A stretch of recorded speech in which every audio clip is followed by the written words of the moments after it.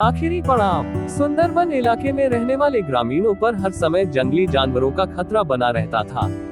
खासतौर पर जो युवक घने जंगलों में लकड़ियां चुनने जाते थे, उन पर कभी भी बाघ हमला कर सकते थे।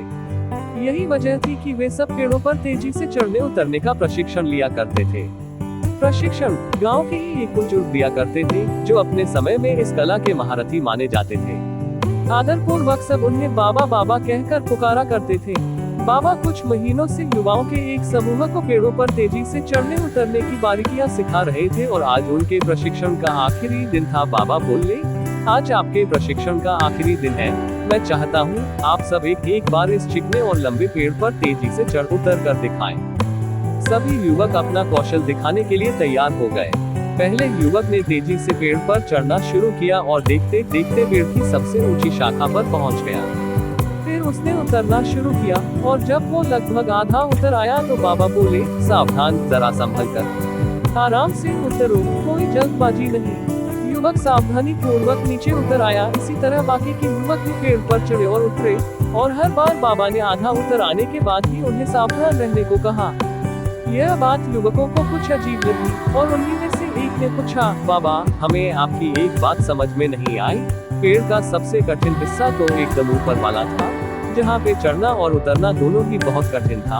आपने तब हमें सावधान होने के लिए नहीं कहा, पर जब हम पेड़ का आधा हिस्सा उतर आए और बाकी हिस्सा उतरना बिल्कुल आसान था, तभी आपने हमें सावधान होने के निर्देश क्यों दिए?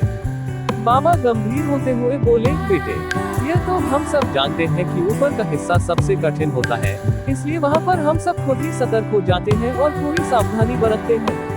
लेकिन जब हम अपने लक्ष्य के समीप पहुंचने लगते हैं तो वह हमें बहुत ही सरल लगने लगता है। हम जोश में होते हैं और अति आत्मविश्वास से भर जाते हैं और इसी समय सबसे अधिक गलती होने की संभावना होती है। यही कारण है कि मैंने तुम लोगों को आधा पेड़ उतर आने के बाद सावधान किया, ताकि तुम अपनी मंजिल के निकट आकर कोई गलती न कर बैठो। युवक बाबा की बात समझ गए।